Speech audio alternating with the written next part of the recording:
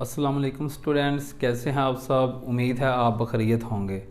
तो स्टूडेंट्स, आज हम क्लास 9th के लेवल पर चैप्टर नंबर 1 यानी मैट्रिसेस एंड डिटर्मिनेंट्स, इसकी पहली एक्सरसाइज यानी एक्सरसाइज नंबर 1.1 इसको स्टार्ट करने जा रहे हैं।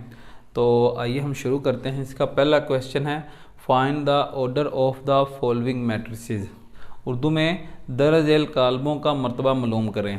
ठीक है, इस क्वेश्चन में टोटल 7 मैट्रिसेस हैं, मैंने 4 को डिस्कस करना है। ठीक है, उम्मीद है इनकी मदद से आप बाकी 3 को भी आसानी के साथ समझ पाएंगे। ठीक है जी, तो आइए हम शुरू करते हैं। पहला है जी A = 2 3 -5 6 पर मुश्तमिल मैट्रिक्स। तो इसका ऑर्डर बताना है। ठीक है, उर्दू में इसका मर्तबा बताना है।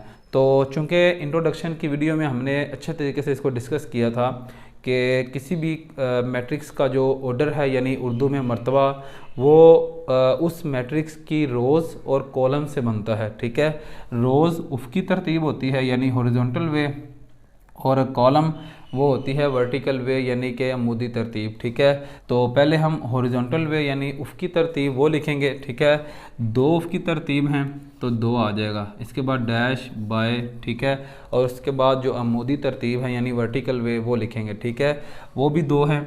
तो लें जी, ऑर्डर ऑफ मैट्रिक्स ए आया = 2/2। ठीक है जी, तो उर्दू में लिखेंगे कॉलम ए का मर्तबा = 2/2। इसी तरह बिल्कुल ये मैंने एक मैट्रिक्स के लिए शो किया हुआ है, कॉलम सी का मर्तबा = यहाँ कॉलम सी का मर्तबा यानी ऑर्डर लिखेंगे। ठीक है जी, तो उसके बाद आगे बढ़ते हैं। उसके बाद मैंने डी लिया है। ठीक है, D = 4 0 6 है। तो आप गौर करें, इसमें 3 जो है ना हॉरिजॉन्टल वे हैं। ठीक है, उफ़क़ी तरतीब, और एक जो है ना अमूदी तरतीब है यानी वर्टिकल वे। तो पहले रोज़ की बात करते हैं। तो 3 हैं। ठीक है, order of matrix D.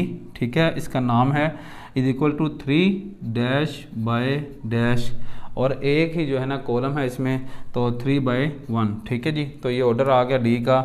Order of matrix D = 3/1। ठीक होगा जी, तो उर्दू में लिखेंगे कॉलम डी का मर्तबा = 3/1। लें जी स्टूडेंट्स, नेक्स्ट है C = 2 और 4 पर मुश्तमिल मैट्रिक्स। तो आप गौर करें, इसमें एक ही हॉरिजॉन्टल वे है यानी एक उफ़क़ी तरतीब है।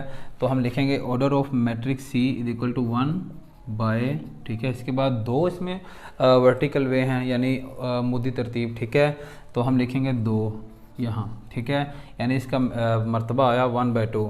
तो कॉलम C का मर्तबा उर्दू में लिखेंगे 1/2। ठीक है, इसी तरह ही, और इंग्लिश में ऑर्डर ऑफ मैट्रिक्स C = 1/2। इसके बाद लास्ट है जी H = 2 3 4 1 0 6 पर मुश्तमिल ऑर्डर ऑफ मैट्रिक्स H = 2 इसमें जो है ना कितारें हैं। ठीक है, तो 2 लिखेंगे 2/, और इसमें कॉलम है 3। ठीक है, तो इस तरह 3 लिख देंगे। लें जी, उम्मीद है आपको इस पहले सवाल की पूरी समझ आ गई होगी।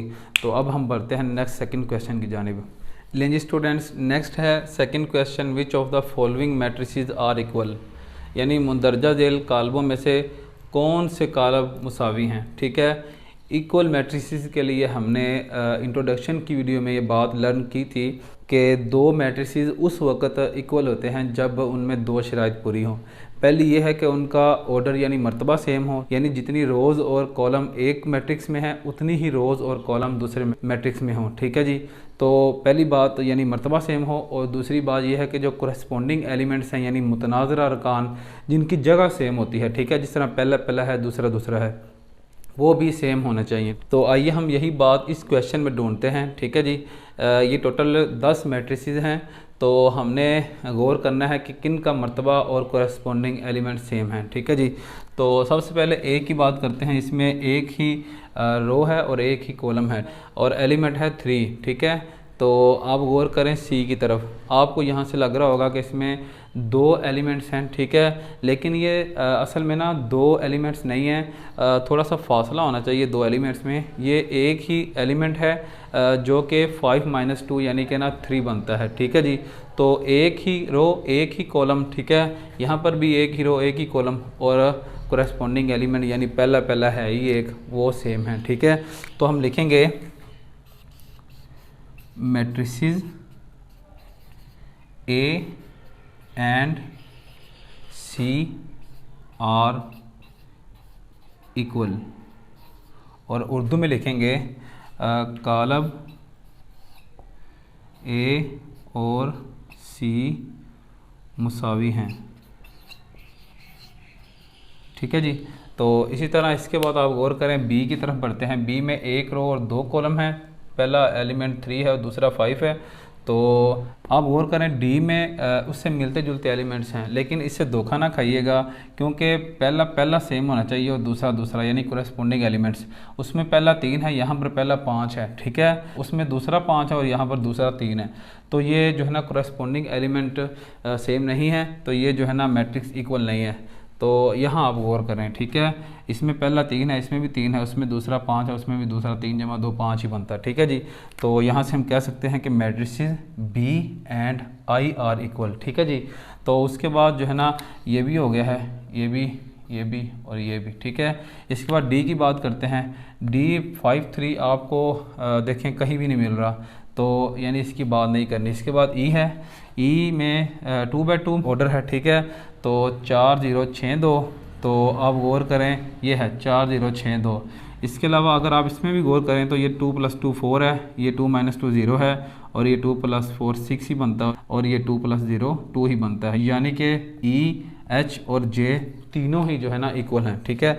तो हम लिखेंगे यहाँ ऐसे ही मैट्रिसेस ई कोमा लगाएंगे, ठीक है। ई कोमा एच एंड आखिरी से पहले एंड लगाएंगे, जे आर इक्वल, ठीक है जी। तो उर्दू में कालब ई इस तरह कोमा लगाएंगे। इंग्लिश मीडियम में ये 9 की तरह कोमा और उर्दू मीडियम में 6 की तरह कोमा लगाएंगे, ठीक है जी। ई एच और जे मुसावी हैं, ठीक है जी। तो इसके बाद ये भी हो गया है, ये भी हो गया है, ये भी हो गया है, लास्ट सिर्फ यही दो रह गए एफ और जी। तो आप गौर करें 2 6 और 3 - 1 2 ही होता है, 3 + 3 6 ही होता है, ठीक है। तो ये दोनों आपस में मुसावी हैं, ठीक है। तो हम यहाँ लिख देंगे matrices F and G are equal, ठीक है जी। और उर्दू में कालब एफ और जी मुसावी हैं। तो उम्मीद है आपको दूसरे सवाल की भी समझ आ गई होगी। अब हम बढ़ते हैं नेक्स्ट थर्ड क्वेश्चन की जानिब। लीजिए स्टूडेंट्स, लास्ट क्वेश्चन है तीसरा, find the values of A B C and D which satisfy the matrix equation, ठीक है जी।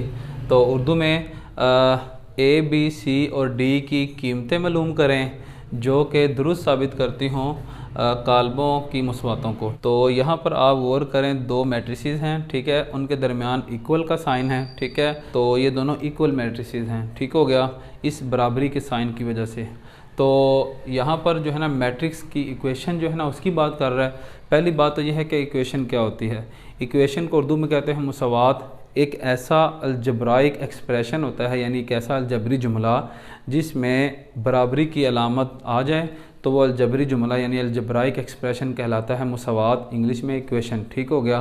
तो चूँकि हमने इक्वल मैट्रिक्स के लिए बात पढ़ी है कि उनका मर्तबा सेम हो यानी ऑर्डर, ठीक है, और कोरस्पोंडिंग एलिमेंट सेम हो, ठीक है, तो वो इक्वल होंगे, उनके दरमियान ये साइन आएगा। हमें पहले ही इन दोनों मैट्रिसेस के दरमियान साइन ऑफ इक्वलिटी गिवन है, ठीक है जी। तो यानी कि ये दोनों मैट्रिसेस इक्वल हैं, ठीक हो गया।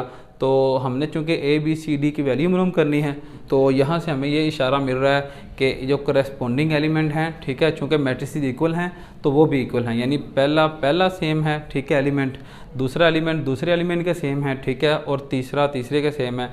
करस्पोंडिंग आपको पता है जिनकी जगह सेम हो, और चौथा सेम है, ठीक है। तो यहाँ से 4 इक्वेशंस बनती हैं, ठीक है जी। तो आइए हम लिखते हैं। इंग्लिश मीडियम वाले बाएं तरफ सोल्यूशन लिखेंगे, उर्दू मीडियम वाले दाएं तरफ हल लिखेंगे, ठीक है। तो पहला सेम है क्योंकि बराबरी के दरमियान में लामत है, तो यहाँ से एक पहली मुसवात इस तरह बनेगी, a + c = 0। हम इस मुसवात को यानी इक्वेशन को नंबरिंग देंगे, ठीक है जी। तो इसको 1 नंबर का नाम दे दिया। इसके बाद आप गौर करें a + 2b = -7, ठीक है, a + 2b = -7, इसको मुसवा नंबर 2 का नाम दे दिया, ठीक है, इक्वेशन नंबर 2।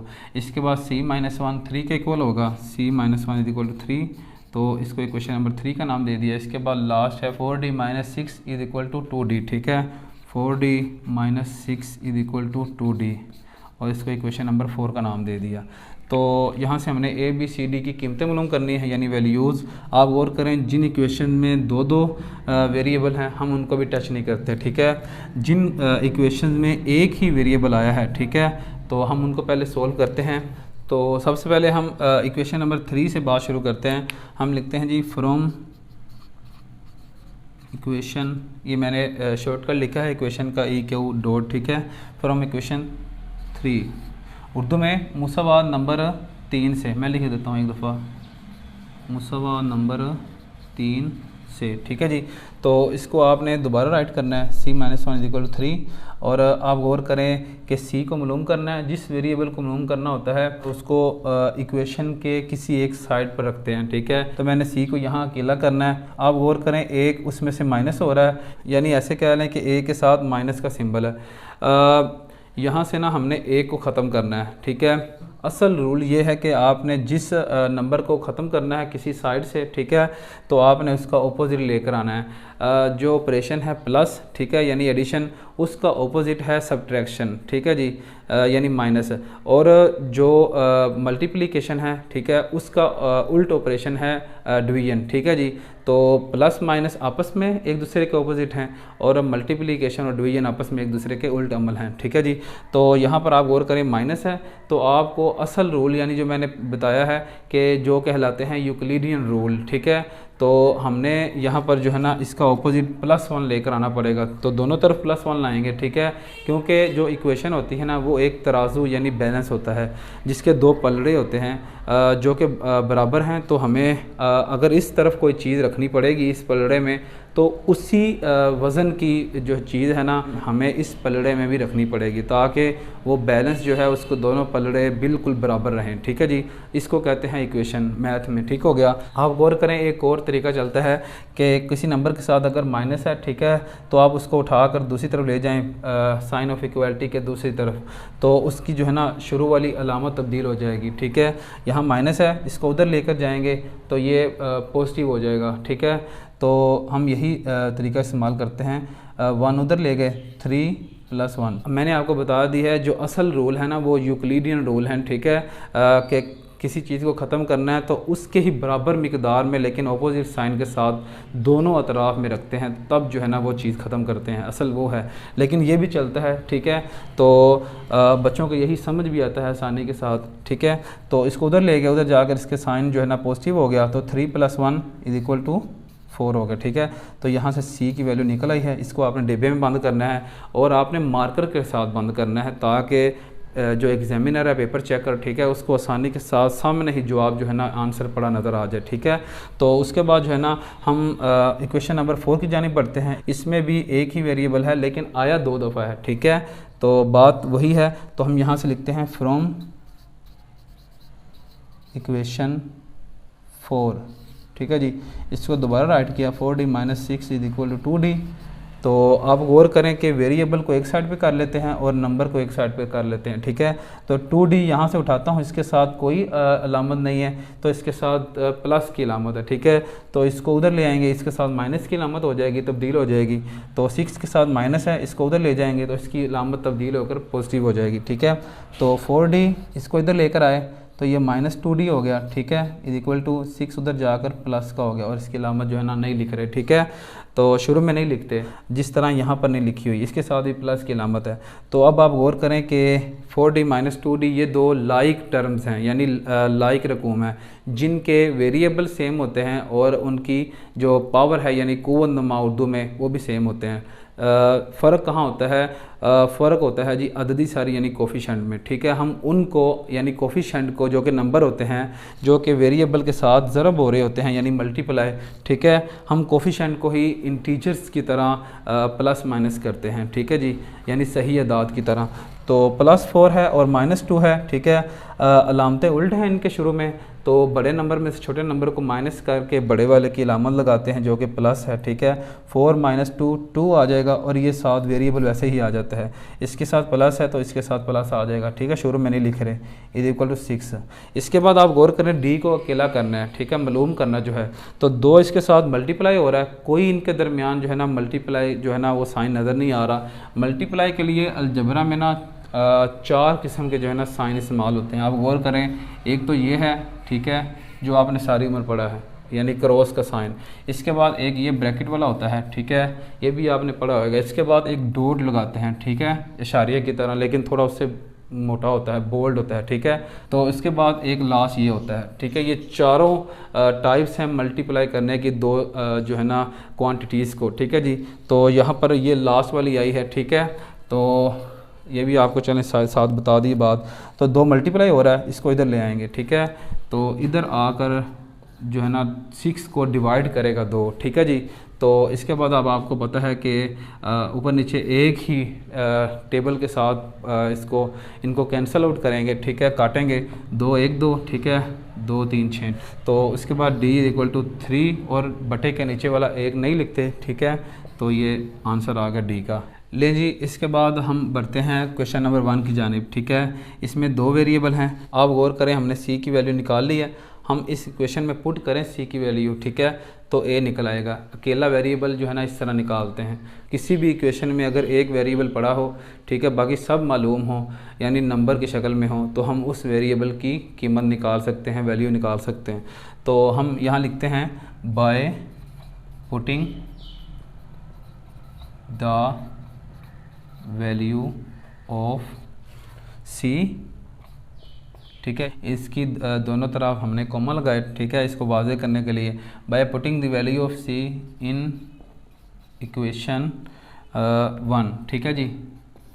उर्दू में लिखेंगे मुसावात नंबर 1 में सी की कीमत दर्ज करने से। मैं लिख देता हूँ मुसावात नंबर 1 में सी की कीमत दर्ज करने से, ठीक है। इस तरह भी लिख सकते हैं बाय पुटिंग c = 4, ठीक है, डायरेक्टली इन इक्वेशन 1, ठीक हो गया, जैसे आपकी मर्ज़ी है। तो पुट करते हैं a + c की जगह 4 रखा = 0, ठीक है। अब 4 के शुरू में अलामत प्लस की है, इसको उधर ले जाएंगे, ठीक है, इसकी अलामत हो जाएगी माइनस, यानी 0 - 4 हो जाएगा। 0 - 4 यानी 0 में से निकालना है 4, 0 कुछ भी नहीं होता, ठीक है, तो -4 वैसे के वैसे आ जाएगा। तो 0 - 4 डायरेक्ट ही हम लिख देते हैं -4, ठीक है जी। तो ए की वैल्यू भी आ गई है। बिल्कुल इसी तरह जो है ना हम निकालते हैं बी की वैल्यू, ठीक है। सी भी निकला, डी भी निकला, ए भी निकला, बी रह गया। तो ए की कीमत आ गई है, ठीक है। इसको हम पुट करते हैं मुसावात नंबर 2 में। तो इसी तरह bye putting the value of A in equation 2, ठीक है जी। तो इसमें दर्ज करते हैं। तो ए की जगह हम दर्ज करेंगे -4, ठीक है, + 2b = -7, ठीक है। आप गौर करें, हमने इसको मालूम करना है बी को। जिस वेरिएबल को मालूम करना होता है, ठीक है, उसकी जो टर्म होती है यानी रकम, ठीक है, उसमें जो चीज़ पहले जमा माइनस हो रही हो, ठीक है, पहले उसको उठाते हैं, ठीक है, दूसरी तरफ ले जाते हैं, और बाद में जो है ना जो चीज़ उस वेरिएबल के साथ जो नंबर मल्टीप्लाई हो रहा हो या डिवाइड हो रहा हो, फिर उसकी जो है ना बारी आती है, ठीक है। तो ये एक आसान सा कुलिया है। तो आप गौर करें, इसमें ऐड हो रहा है -4, ठीक है, 4 की अलामत माइनस है, इसको उधर ले जाएंगे, इसकी अलामत पॉजिटिव हो जाएगी, ठीक है जी, प्लस की हो जाएगी।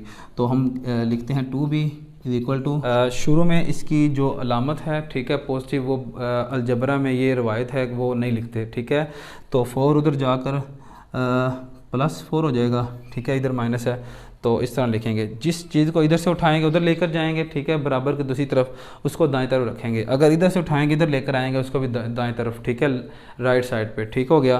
तो -7 + 4 अलामतें यहाँ पर भी उल्ट हैं उनके बाएं तरफ। और फिर क्या करेंगे, बड़े नंबर में छोटे नंबर को माइनस करेंगे और बड़े वाले की अलामत आंसर के साथ, ठीक है। तो 7 में से 4 निकाले, बाकी 3, 7 की अलामत माइनस है, तो इस तरह लिख देंगे, ठीक है, = ये 2b आ जाएगा। हमने b मालूम करना है लास्ट पर। अब जो है ना जो इसके साथ मल्टीप्लाई हो रहा है, ठीक है, नंबर 2 जो कि कोफिशिएंट है b का, ठीक है, यानी अददी सर। तो इसको उठाते हैं, ये मल्टीप्लाई हो रहा है, इसको उधर ले जाएंगे, उधर जाकर ये -3 को डिवाइड करेगा, यानी बटे के नीचे आ जाएगा। तो लिखते हैं b = -3/2, ठीक है जी। तो आप गौर करें, यहाँ पर -3/2, यहाँ तक भी आंसर ठीक है, लेकिन आपको ये भी बात बता दूँ कि इसको हमने इशारे में लिखना है, यानी डेसिमल नंबर की शक्ल में, ठीक हो गया, जिसमें नुक्ता इशारिया यानी डेसिमल पॉइंट की अलामत आती है। तो ये माइनस जो है ना, इससे आपने नहीं घबराना, माइनस ऊपर हो या साइड पे हो या नीचे हो, ये तीनों आंसर सेम होते हैं, ठीक है। तो माइनस को साइड पे रखा, 3 को 2 से डिवाइड किया, तो आंसर आएगा 2 1 2, ठीक है, 3 - 2 1, डेसिमल पॉइंट 025 द 10, ठीक है जी। तो 1.5 इसका आंसर आ गया। b is equal to -1.5। लें जी, चारों वैल्यूज़ निकल आई हैं। सवाल ये था कि फाइंड द वैल्यूज़ फाइंड हो गई हैं विच सेटिस्फाई द मैट्रिक्स इक्वेशन। ये जो चार इक्वेशन बनी थी ना इन मैट्रिसेस से, उनको ये सेटिस्फाई करें यानी दुरुस्त साबित करें। सेटिस्फाई यानी दुरुस्त साबित करने का मतलब होता है दोनों अतराफ़ को बराबर जो है ना साबित करें, ठीक है। यानी जो चीज़ राइट साइड पे है वही लेफ़्ट साइड पर बने। हम एक मिसाल लेते हैं, हम a और c की वैल्यू उठाकर यहाँ रखते हैं, उनको फिर ऐड करते हैं, ठीक है। देखते हैं कि इधर 0 बनता है कि नहीं, जो कि राइट साइड पे है। तो a है जी -4 यहाँ रखा, प्लस c जो है ना वो है 4, -4 + 4 0, ठीक है। 0 इज इक्वल टू 0, तो ये दोनों वैल्यू इसको सेटिस्फाई कर रही हैं। इसी तरह आप इसमें c की वैल्यू रखें 4 - 1 3, 3 = 3, ठीक है जी। तो ये चारों वैल्यूज़ इन चारों इक्वेशंस को दुरुस्त साबित कर रही हैं, यानी वैल्यूज़ इक्वेशंस को सेटिस्फाई कर रही हैं, ठीक है। तो ये क्वेश्चन अहम है। 2017 में लाहौर बोर्ड में ये क्वेश्चन आया था एनुअल एग्जामिनेशन में, ठीक है। तो उम्मीद है आपको इसकी समझ आ गई होगी। तो ये एक्सरसाइज मुकम्मल हुई, ठीक है। नेक्स्ट वीडियो तक के लिए अपने सारा मसल को इजाज़त दें। शुक्रिया, अल्लाह हाफिज़।